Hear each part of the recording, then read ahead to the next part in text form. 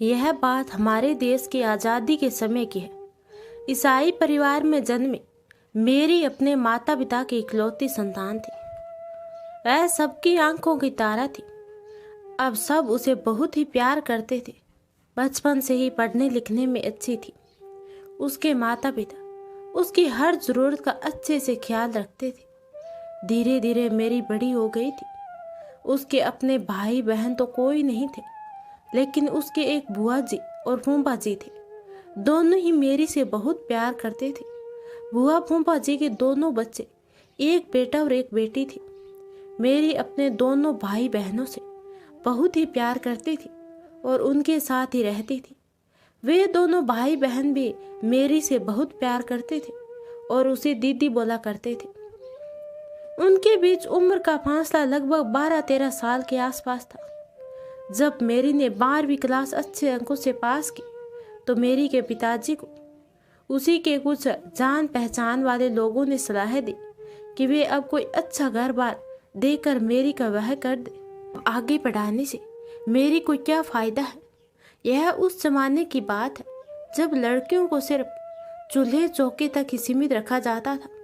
अगर कुछ लड़कियां पढ़ती तो मुश्किल से पढ़ने के नाम पर 5वीं ही पास कर पाती थी। कुछ गिने चुने अच्छे घरों की लड़कियां ही आगे तक पढ़ पाती थी। बचपन में ही लड़कियों की शादी कर दी जाती थी। जब तक उन्हें शादी का मतलब पता चलता तब तक वह 3-4 बच्चों की माँ बन चुकी होती। इसीलिए 12वीं पास करना मेरी के जान पहचान वालों के लिए बहुत बड़ी बात थी। मेरी के पिताजी से उनके जान पहचान वालों ने बहुत कहा कि लड़कियों को पढ़ाकर क्या करना है।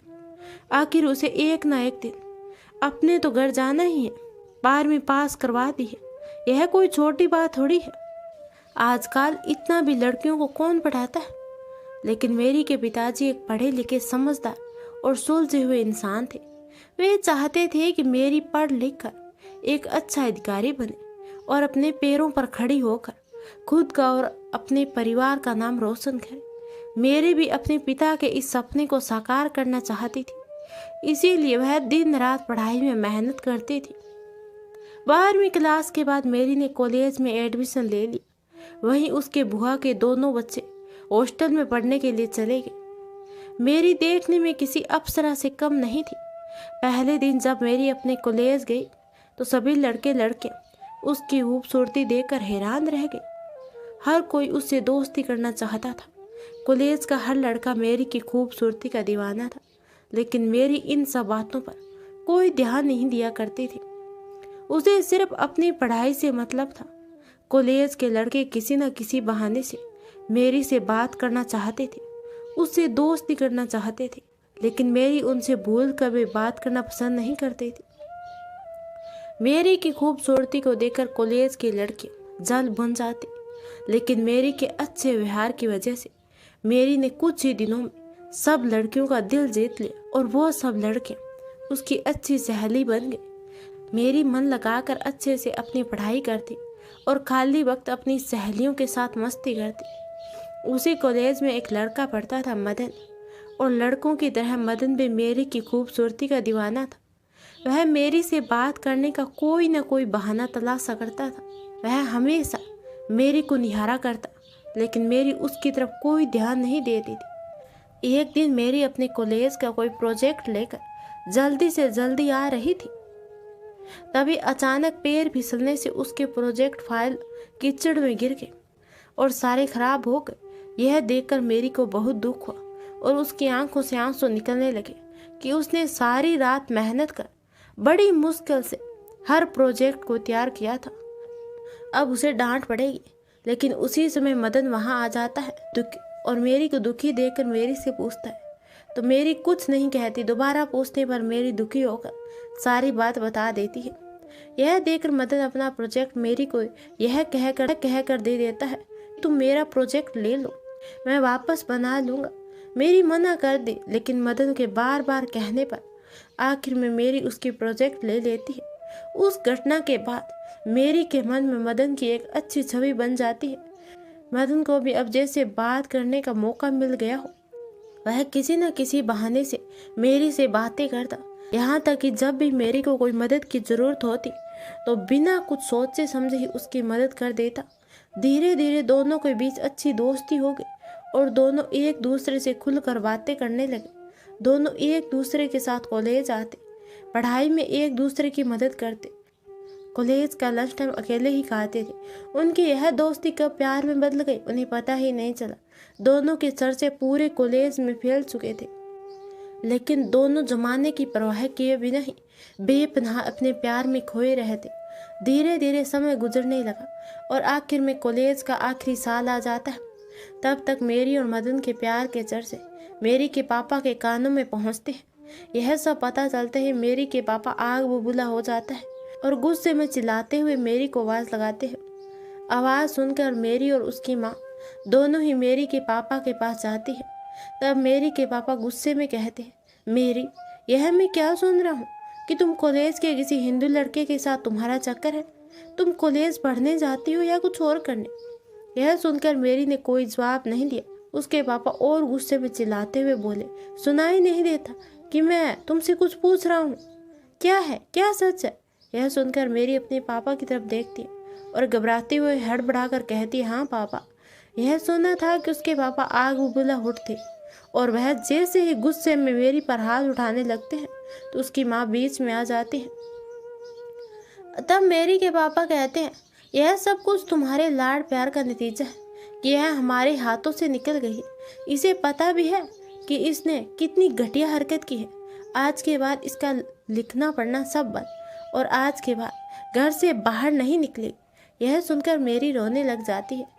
तब मेरी के पापा कहते हैं, खबरदार, जो आज के बाद तुमने हिंदू लड़के से मिलने की कोशिश भी की तो मैं तुम्हारे टांगे तोड़ दूंगा, समझ गई तुम? तब मेरी हर बढ़ाते हुए कहती है, पापा, मदन एक बहुत अच्छा लड़का है, वह मुझसे भी बहुत प्यार करता है। तब उसके पापा कहते हैं, तुम बिल्कुल चुप, खबरदार हो जो आज के बाद उस हिंदू लड़के का नाम भी अपनी जुबान पर लाया तो। यह कहकर वह गुस्से में वहां से चले जाते हैं। तब मेरी की माँ उसे कमरे में ले जाती है। मेरी फूट फूट कर रो पड़ती है। तब मेरी की माँ उसे बहुत समझाती है, लेकिन मेरी तो कुछ मानने को तैयार ही नहीं थी, क्योंकि उसे तो सिर्फ मदन का प्यार दिखाई दे रहा था। थक हार कर मेरी की माँ यह कहकर चली जाती है कि तुम अभी आराम करो। सब कुछ जानने के बाद मेरी के पापा मेरी का कॉलेज जाना बंद करवा देते हैं और उसे घर से निकलने पर पाबंदी लगा देती है। उसकी माँ भी अब हर समय मेरी पर निगरानी रखती है, लेकिन मेरी तो मदन से दूर नहीं रहना चाहती थी। वह अब मदन की याद में दिन रात तड़पने लगी और आखिर एक दिन वह अपने घर वालों की आंखों में धूल झोंककर घर से निकलकर मदन से मिलने पहुंची गई। उसे देखकर मदन तो बहुत खुश हुआ। उसे देख मदन बहुत खुश होते हुए उसे गले लगाकर बोला, मेरी, अब तक तो तुम कहाँ थे? तुम्हें पता है ना कि जब तुम नहीं आई तो मेरे क्या हाल हुआ होगा। मेरी, मैं तुम्हारे बिना नहीं रह सकता। यह सुनकर मेरी मदन का हाथ अपने हाथों में लेकर बोली, मैं भी तुम्हारे बगैर नहीं रह सकती मदन, लेकिन हमारे बारे में मेरे पापा को सब कुछ पता चल गया है और वह हम दोनों के रिश्ते के खिलाफ है। यहाँ तक कि उसने तो मेरा घर से बाहर निकलना भी बिल्कुल बंद करवा दिया है। मेरी माँ दिन रात मेरी निगरानी करती है। आज बड़ी ही मुश्किल से मैं उनकी नज़रों से बचकर तुम्हारे पास आई हूँ। मदन, मैं भी तुम्हारे बिना नहीं रह सकती। तब मदन कहता है, तो फिर हम क्या करें? तब मेरी कहती है, कुछ भी करो मदन, लेकिन कोई ना कोई रास्ता तो निकालो। तब मदन कहता है, क्यों ना तुम्हारे पापा से चलकर बात की जाए। यह सुनकर मेरी कहती है, नहीं मदन, तुम कैसे बात कर रहे हो? तुम्हें पता है ना, मेरे पापा इस रिश्ते के लिए कभी हाँ नहीं करेंगे, क्योंकि हम दोनों के धर्म अलग अलग हैं। मैं मानती हूँ कि किसी भी धर्म से पहले एक इंसान सिर्फ इंसान होता है और कोई भी धर्म उसके तरीके से जिंदगी जीने से नहीं रोक सकता। लेकिन मदन, मेरे पापा और यह समाज यह कुछ नहीं समझेगा। तब मदन कहता है, तो फिर क्यों ना मेरी हम दोनों शादी कर लें। यह सुनकर मेरी कुछ देर चुप रह जाती है और फिर कहती है, हाँ मदन, यही ठीक है। मेरी और मदन अपने कुछ दोस्तों को बुलाते हैं और उनकी मदद से आर्य समाज में हिंदू रीति रिवाज से दोनों शादी कर लेते हैं। जब मेरी की माँ मेरी को देखने के लिए उसके कमरे में आती है तो मेरी को ना पाकर वह बहुत ही चिंतित हो जाती है। जब मेरी के पापा आते हैं तो वह सारी बात उनसे बताते हैं। यह सुनकर मेरी के पापा भी गुस्सा हो जाते हैं। वे ढूंढते ढूंढते जब मेरी के पास पहुंचते हैं तो मेरी और मदन की शादी के बारे में जानकर बहुत गुस्सा हो जाते हैं और मेरी से वापस चलने के लिए कहते हैं। लेकिन मेरी साफ मना कर देती है कि वह अब मदन की बीवी है और अब वह कहीं नहीं जाएगी। यह सुनकर मेरी की माँ उसे समझाने की बहुत कोशिश करती है, लेकिन मेरी तो कुछ समझने को तैयार ही नहीं थी। आखिरकार मेरी के पापा कहते हैं, आज के बाद हम इसकी सूरत भी नहीं देखना चाहते, मर गई है हमारे लिए। और वह गुस्से में वहां से चले जाते हैं। उसके पीछे पीछे माँ भी आ जाती है। मेरी के बुआ फूफा जी यह सुनते हैं तो उन्हें भी बहुत दुख होता है। वे लोग भी मेरी को समझाना चाहते हैं, लेकिन मेरी किसी भी बात को नहीं सुनना चाहती थी। आखिरकार उन लोगों ने अब चुप्पी साध ही ली, क्योंकि अब वे चाह कर भी कुछ नहीं कर सकते थे, क्योंकि अब मेरी और मदन कानून की नज़रों में बोलिंग जो थे। मदन मेरी से विवाह कर उसे एक किराए के मकान में ले जाता है। वह उससे कहता है कि मेरी घर वाले हमारे रिश्ते को कभी स्वीकार नहीं करें, इसीलिए मैं उन्हें समझाने के लिए कुछ वक्त चाहता हूँ। हमारी शादी सब कुछ इतनी जल्दी हुआ कि मैं कभी हमारे बारे में अपने घर वालों को नहीं बता पाए। तब तक हम किराए के मकान में रहेंगे। यह सुनकर मेरी मदन का हाथ अपने हाथ में लेकर कहती है कि मुझे पता है, मुझे तुम पर पूरा विश्वास है, तुम बहुत ही जल्दी अपने घर वालों को मना लोगे। यह सुनकर मदन मुस्कुरा उठता है। मेरी मदन के किराए के घर में रहने लग जाती है। मेरी मदन से अपनी जान से भी ज्यादा प्यार करती थी। वह मदन के हिंदू धर्म को भी अपना लेती है। मदन के लिए हिंदू रीति रिवाजों से व्रत उपवास पूजन करती है और भगवान से दिन रात अपने और मदन के रिश्ते के सही सलामत रहने की प्रार्थना करती। वह चाहती थी कि उसके मदन को कभी कोई तकलीफ ना पहुंचे। वह पूरी तरह से मदन के रंग में रंग चुकी थी। अब उसे चारों तरफ बस मदन ही मदन दिखाई देता था। कुछ ही दिन तो अच्छे से बीते, तभी एक दिन मदन ने मेरी को बताया कि वह अपने घर जाना चाहता है कुछ दिनों के लिए। यह सुनकर मेरी उदास हो जाती है और कहती है कि मैं तुम्हारे बिना कैसे रहूंगी। तब मदन कहता है, अरे कुछ ही दिनों की तो बात है, मैं अपने घर वालों को समझाने की कोशिश करूंगा। अगर मेरे घर वाले मान जाते हैं तो हम हमेशा के लिए एक साथ रहेंगे।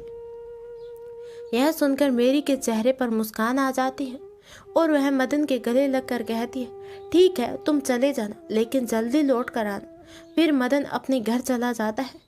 मदन के जाने के बाद मेरी दिन रात उसकी याद में तड़पती रहती। उस समय संसार के इतने साधन नहीं थे कि एक दूसरे से रोजाना हाल चाल पूछ सके। यह मदन को चिट्ठी भी नहीं लिख सकती थी, क्योंकि मदन ने मना किया था कि उसके घर वाले जब तक मान नहीं जाते तब तक वह उसे संपर्क करने की कोशिश नहीं करेगी। मेरी का खाना पीना छोड़ चुकी थी। वह दिन रात अब मदन के इंतजार करने लगी। कुछ दिनों के बाद मदन लौट कर आए। उसके लौटते ही मेरी भागकर उसके गले लगे और रोते हुए बोले, कितना इंतजार करवाए तुमने। तुम जानते हो ना, मैं तुम्हारे बिना एक पल भी नहीं रह सकती। मैं भगवान जी से तुम्हारे लिए दिन रात तुम्हारे आने की प्रार्थना करती थी। यह सुनकर मदन कहता है, मेरी अब मैं आ गया हूँ ना, और वह मेरी के साथ अंदर आ जाता है।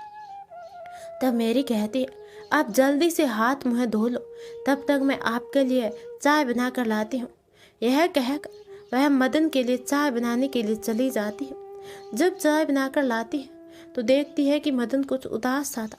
तब मेरी कहती है, क्या हुआ मदन, तुम इतने उदास क्यों हो।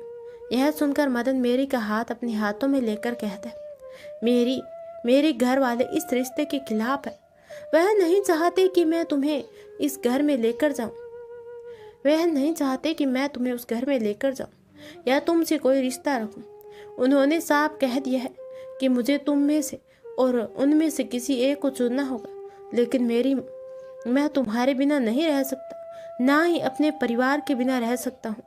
इसीलिए क्यों ना हम किसी तरह हमेशा यही इसी किराए के घर में रहें, जिससे मेरे घर वालों को भी कोई तकलीफ ना पहुँचे और हमें भी। यह सुनकर मेरी कुछ सोचती है, फिर मदन का हाथ अपने हाथ में लेकर कहती है, मदन मैं तुम्हारे साथ कहीं पर भी रह सकती हूँ, जहाँ तुम चाहो।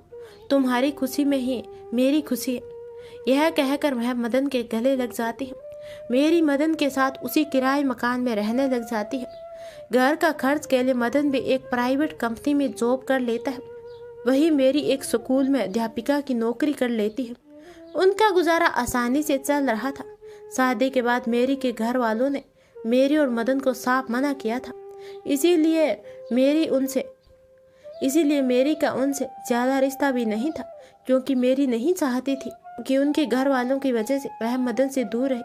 कभी कभी मदन यह कहकर अपने घर चला जाता था कि मेरी, जब तक मैं अपने घर वालों को हमारे रिश्ते के लिए मना नहीं लेता, तब तक मुझे वहाँ जाना होगा, और फिर मेरी जिम्मेदारी भी बनती है कि मैं उन्हें संभालूं।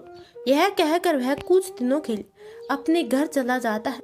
लेकिन अब धीरे धीरे मदन मेरी के पास कम और अपने घर ज़्यादा रहने लगता है। जब मेरी मदन से इस बारे में बात करती है तो मदन मुस्कुराते हुए कहता है, मेरी, घर में कुछ जिम्मेदारियां भी हैं। घर का काम काज कारोबार भी मुझे ही देखना पड़ता है, इसलिए तुम तो जानती हो ना कि वहाँ रुकना कितना ज़रूरी है। मैं तो खुद तुमसे दूर नहीं रहना चाहता, लेकिन क्या करूँ, मेरी भी मजबूरी है। मेरी मदन की बातों पर आंखें बंद करके विश्वास कर लेती है। उसे खुद से भी ज़्यादा भरोसा था मदन पर। मेरी और मदन की शादी को लगभग 2 साल बीत चुके थे। इन 2 सालों में मेरी के पापा ने तो मेरी को साफ मना किया था, लेकिन मेरी की मम्मी, उसके बुआ फूफा सब मेरी को माफ़ कर चुके थे, क्योंकि वह मेरी से बहुत ही प्यार करते थे। मेरी के पापा भी मेरी को अपनी जान से भी ज़्यादा चाहते थे, लेकिन मेरी ने दूसरे धर्म के मदन से शादी कर उसके सारे सपनों पर पानी फेर दिया था, जिससे उसे काफ़ी गहरी चोट लगी थी। मेरी भी मदन के साथ खुश थी, सब कुछ ठीक चल रहा था। एक दिन जब मदन अपने घर गया हुआ था तो उसका एक दोस्त मदन से मिलने के लिए मेरी के पास आता है। वह मदन के बारे में जब मेरी से पूछता है तो मेरी मुस्कुराते हुए कहती है कि उन्हें अपने घर का काम भी देखना पड़ता है, इसीलिए वह अपने घर गए हुए हैं। यह सुनकर उसका दोस्त कुछ सोच में पड़ जाता है। उसे इस तरह उदास देखकर मेरी पूछती है, क्या हुआ? तब उसका दोस्त कहता है, भाभी जी, मुझे आपको कुछ बताना है। यह सुनकर मेरी कहती है कि क्या बताना है? तब मदन का दोस्त कहता है कि भाभी जी देखो, यह बात आपको मदन ने नहीं बताया, मैं आपको बताना चाहता हूँ। भाभी जी, तुम्हारे शादी के कुछ ही महीनों बाद मदन ने अपने घर वालों की सहमति से एक अमीर लड़की से शादी कर ली। यह सुनकर मेरी के पैरों तले जमीन ही खिसक जाती है और वह कहती है, नहीं, तुम झूठ बोल रहे हो, ऐसा नहीं हो सकते। मुझे मदन पर पूरा भरोसा है, मुझे कभी धोखा देने के बारे में सोच नहीं सकता। तब मदन का दोस्त कहता है, भाभी जी, शायद मदन ने आपके इसी विश्वास का फायदा उठाया। तब मेरी कहती है, तुम झूठ बोल रहे हो, अगर ऐसा कुछ होता तो मदन मुझे ज़रूर बताता। तब मदन का दोस्त कहता है, अगर तुम्हें मेरी बातों पर विश्वास नहीं है तो जब मदन खुद घर आए तो तुम ही उससे पूछ लेना। यह सुनकर मेरी बहुत दुखी हो जाती है और मदन का दोस्त वहाँ से चला जाता है।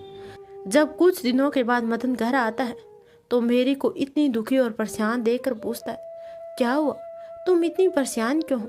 मेरी मदन का हाथ अपने हाथ में ले लेती है, उसकी आंखों में आंसू बहने लगते हैं। यह देखकर मदन परेशान होते हुए कहता है कि क्या हुआ, कोई परेशानी है क्या? तब मेरी कहती है, मदन, क्या सच में तुमने दूसरी शादी कर ली? यह सुनकर मदन हैरान हो जाता है और कुछ सोच में पड़ जाता है। मेरी कहती है, बोलो मदन, क्या यही सच है कि तुमने दूसरी शादी कर ली? यह सुनकर मदन धीरे से कहते हैं, हाँ मेरी। यह सुना था कि मेरी की आंखों में आंसू बहने लगते हैं और वह कहती है कि मैं कभी सोच भी नहीं सकती मदन कि तुम ऐसा कर सकते हो। मैंने तुम्हारे लिए अपना घर परिवार सब कुछ छोड़ दिया, तुम्हारी खुशी में हमेशा अपनी खुशी समझी। आखिर कमी क्या रखी थी मेरे प्यार में जो तुमने मेरे साथ इतना बड़ा धोखा किया? क्यों मदन, क्यों?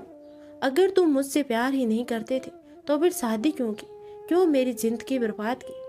मेरी गुस्से में चिल्ला रही थी। तब मदन बोला, मेरी बात तो सुनो। यह सुनकर मेरी कहती है, अब क्या सुनना बाकी रह गया? तब तक मदन कहता है, मैंने दूसरी शादी की है, लेकिन मेरी मजबूरी थी। यह सुनकर मेरी कहती है, कौन सी मजबूरी? यह सुनकर मदन उसे अपने गले लगा लेता है और फूट फूट कर रोने लगता है। वह कहता है, मैं क्या करता? मेरे माता पिता की खुशी के लिए मुझे यह करना पड़ा, क्योंकि मेरे माता पिता ने मेरा रिश्ता मुझसे बिना पूछे तय कर दिया था। अगर मैं उनके कहने पर शादी नहीं करता तो उन लोगों की इज्जत मिट्टी में मिल जाती, वे जीते जी मर जाते। मैं क्या करता? मेरी कुछ समझ में नहीं आ रहा था। तुम तो जानती हो ना, मेरी माँ बीमार रहती। जब उसे पता चलता कि उनके मना करने के बावजूद भी मैं तुम्हारे साथ यहाँ रहता हूँ, तो पता है ना उनकी कितनी बदनामी होती। मैं तुमसे बहुत प्यार करता हूँ, लेकिन यह समाज परिवार हमारे प्यार को कभी नहीं अपनाता क्योंकि हमारे प्यार के बीच में यही रूढ़िवादी परंपरा आ जाती है। समाज की नज़रों में हमारा और तुम्हारा धर्म अलग अलग है। तब मेरी कहती, धर्म कैसा? धर्म के प्यार का भी कोई धर्म होता है मदन।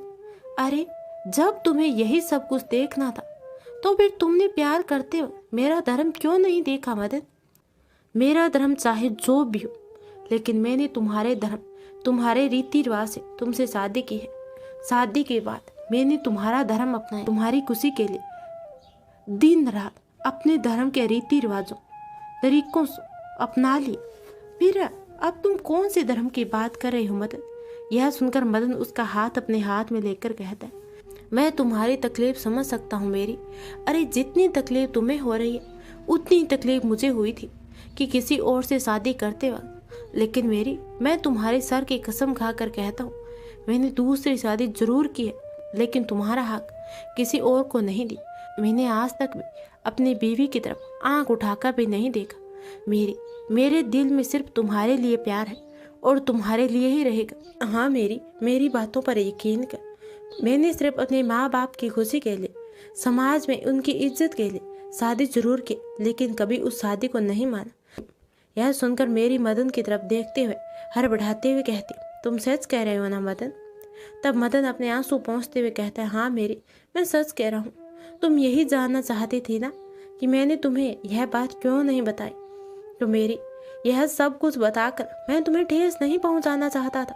मैं जानता था कि यह सब कुछ जानकर तुम्हें कितना दुख पहुंचेगा, और अगर तुम्हें कुछ हो गया तो मेरा क्या होगा? मैं नहीं जी सकता तुम्हारे बिना। ये कहकर मदन रोने लग जाता है, मेरी को गले लगा लेता है। मेरी भी मदन के गले लगकर फूट फूट कर रो पड़ती है।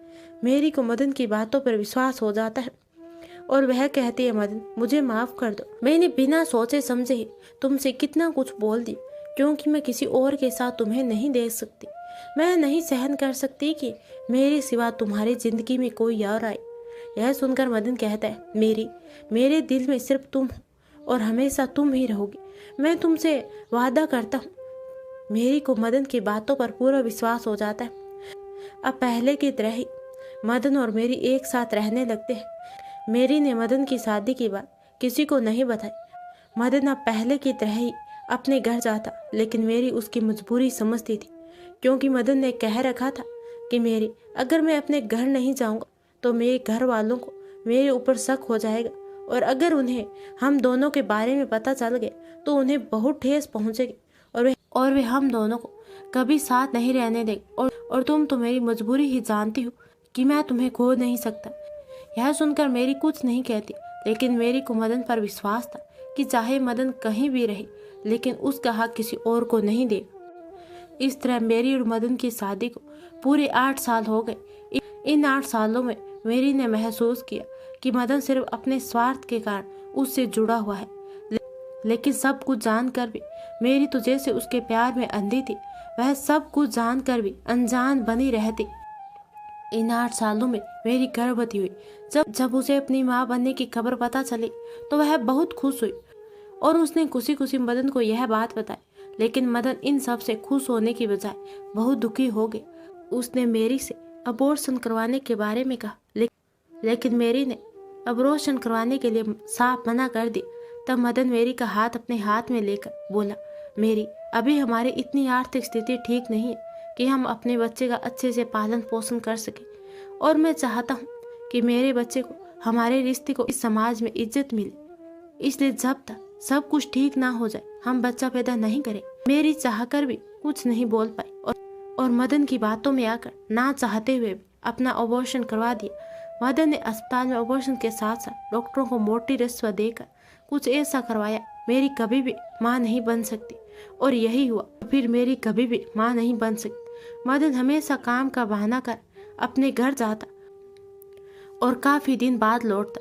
मेरी को महसूस होने लगा कि मदन उससे झूठ बोलता है, लेकिन फिर भी मेरी तो उसे बेपनाह प्यार करती थी।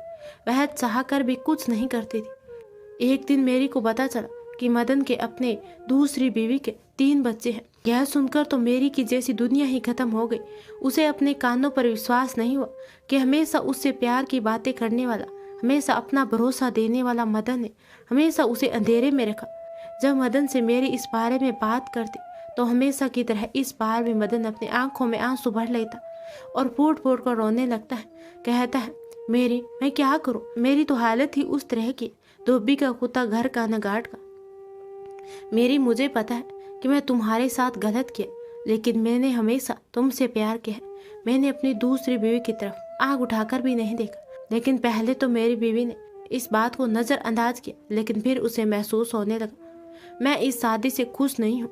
तो एक दिन उन्होंने मुझसे कहा कि अगर मैं शादी से खुश नहीं हूँ तो मुझसे शादी क्यों की। तब मैंने उसे सब सच बताया तो उन्होंने कहा कि या तो उसे पत्नी का दर्जा देना होगा या फिर उसे तलाक लेना होगा। लेकिन मैं जानता था कि अगर जब मेरे घर वालों को यह खबर पता चलेगी कि मेरी आज तक उसे अपनी पत्नी का दर्जा नहीं दिया तो उन्हें कितना ठेस पहुंचेगी। उनकी खुशी के लिए और अपनी और तुम्हारी खुशी दांव पर लगाकर दूसरी शादी की थी। मेरी माँ की हालत भी ठीक नहीं रहती। वह कोई भी गहरा सदमा बर्दाश्त नहीं कर सकती थी और वह चाहती थी कि अपनी आंखें बंद होने से पहले अपने पोते पोतियों का मुंह देखे। मैं क्या करता, मजबूर मुझे अपनी दूसरी पत्नी को पत्नी का हक देना पड़ा। यह कहकर मदन फूट फूट कर रोने लगा। मेरी सब कुछ जानकर भी अनजान बनना चाहती थी। वह जानती थी कि मदन ने उसके साथ धोखा किया, लेकिन वह तो उससे प्यार में अंधी हो गई थी। उसे कभी तो मदन पर विश्वास तो कभी अपने आप पर गुस्सा आता कि उन्होंने मदन जैसे इंसान पर हमेशा विश्वास कर धोखा खाया, लेकिन उसने चुपचाप रहने में ही भलाई समझे। मदन हमेशा अपने आंसुओं का सहारा लेकर मेरी को पिघला देता और हमेशा मेरी का विश्वास चला जाता। मेरी को कभी कभी महसूस होता कि मदन ने उसे धोखा दिया है, लेकिन वह करे तो क्या करे, क्योंकि उसने ही समाज के खिलाफ जाकर मदन से विवाह किया था। जब मेरी के घर वालों को यह बात पता चली तो उन लोगों को बहुत बुरा लगा। उन्होंने मेरी को काफी समझाया कि वह मदन के खिलाफ शिकायत दर्ज करवाए और अपना हक मांगे या उसे तलाक ले, लेकिन मेरी किसी भी हालत में मदन से दूर नहीं रहना चाहती थी। वह मदन की जरा सी तकलीफ भी बर्दाश्त नहीं कर पाती थी, तो भला मदन को कैसे ठेस पहुंचाने के बारे में सोचती। सब कुछ जानकर भी वह मदन को नहीं छोड़ना चाहती थी। जब उसके घर वाले मदन की बुराई करते तब मेरी से बर्दाश्त नहीं होता, वह गुस्सा हो जाती। धीरे धीरे मेरी ने अपने घर वालों से बिल्कुल बातें करना बंद कर दी। उसने दूरी बना ली। लोगों को दिखाने के लिए मेरी हमेशा कहती कि वह मदन के साथ बहुत खुश है, मदन उससे बहुत प्यार करता है, उसका बहुत ख्याल रखता है, जबकि सच तो यह था कि मदन ने सिर्फ उसका इस्तेमाल किया। मेरी अंदर ही अंदर टूट चुकी थी, वह अंदर ही अंदर घुट रही थी। कभी कभी अकेले में बैठ फूट फूट कर रो पड़ती थी। क्या मदन से प्रेम कर उसने कोई गुनाह किया है? मेरी अपना खुद का खर्चा भी अपनी प्राइवेट टीचर की जॉब से चलाती थी। मदन ने कभी भी उसे एक पत्नी का हक नहीं दी, लेकिन मेरी मीरा की तरह मदन से प्यार में पागल थी। जैसे मीरा भगवान श्री कृष्ण के प्रेम में दीवानी थी, उसी तरह मेरी भी मदन के प्यार में पागल थी। सब कुछ जानते हुए भी वह भगवान से मदन के सही सलामत रहने, उसकी लंबी उम्र की प्रार्थना करती, उसे हमेशा खुश रहने की दुआ मांगती। धीरे धीरे दिन गुजरने लगे। एक एक कर मेरी के माता पिता भी भगवान जी के पास चले गए। अब मदन महीने में 1 या 2 दिन या आता ही नहीं था। मेरी मदन को याद कर बहुत रोती, वह अंदर अंदर घुट रही थी। वह किसी को अपना दर्द बताना नहीं चाहती थी। उसने कभी भी लोगों के सामने, अपने घर वालों के सामने यह महसूस नहीं होने दिया कि वह अंदर से टूट चुकी है।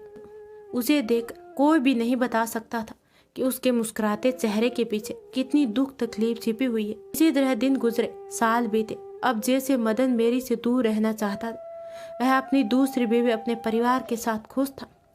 वह अब मेरी से कोई रिश्ता नहीं रखना चाहता था, लेकिन मेरी जैसे हमेशा उसका इंतजार करती रहती थी। मेरी जब कभी उसे फोन करती तो वह फोन भी नहीं उठाता। इतने सालों में मेरी ने बहुत कुछ सहन किया था। अब मेरी की उम्र की अंतिम सीमा पर थी।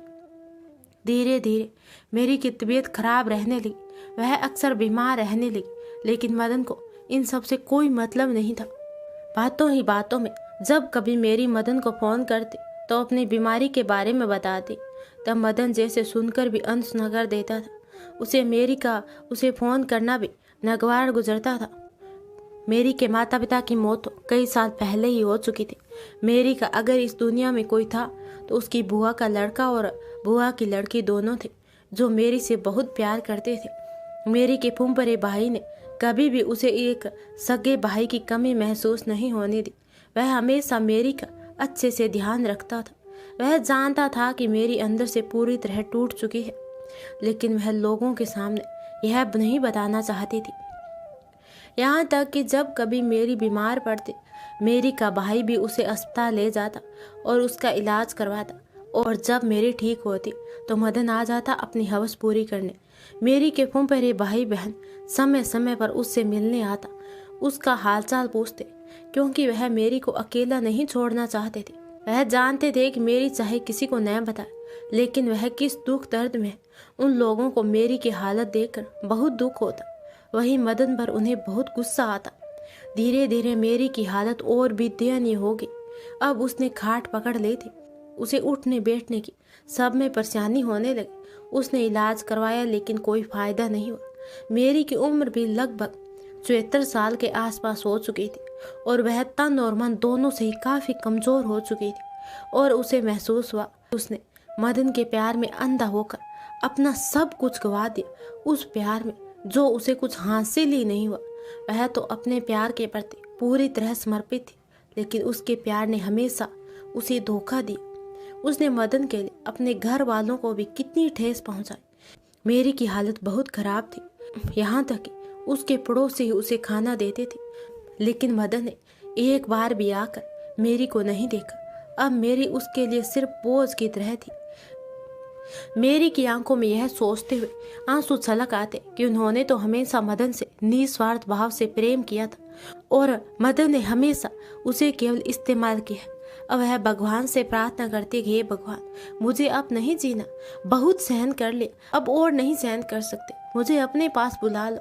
एक दिन जब मेरी की हालत बहुत खराब हो गई तो उसने अपने फुम्परे बहन के पास फोन किया और उसे कहा कि मुझसे बहुत बड़ी गलती हो गई, मैंने अपने घर वालों को दुख पहुंचाया है, लेकिन मुझे अभी यहाँ से ले चलो, मेरी हालत बहुत खराब है, मैं यहाँ गंदगी में पड़ी हुई हूँ। यह सुनकर उसकी बहन को बहुत दुख हुआ और उसने यह बात अपने भाई को बताई। जब उसने भाई ने मदन के पास फोन किया, लेकिन मदन ने उसकी बात पूरी सुने ही फोन को काट दी। दूसरे दिन जब उसका भाई मेरी के पास पहुंचता है, उसे पहले ही मदन ने फोन कर उसके भाई को बताया कि तुम्हारी बहन अब इस दुनिया में नहीं रही। यह सुनकर उसके भाई को काफी धक्का लगा।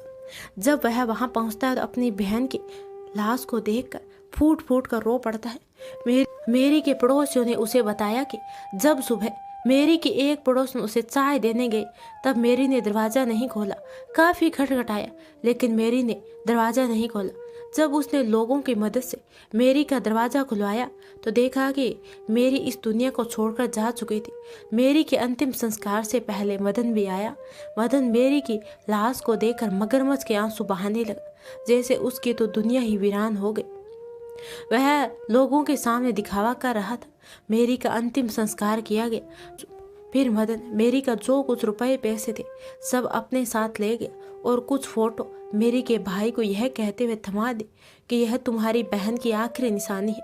मदन तो अपने परिवार में खुश था, उसे कोई फर्क नहीं था कि मेरी उस दुनिया में है या नहीं, लेकिन मेरी उसने तो सारी जिंदगी मदन की एक देवता की तरह पूजा की और हमेशा उसे भगवान का दर्जा दिया।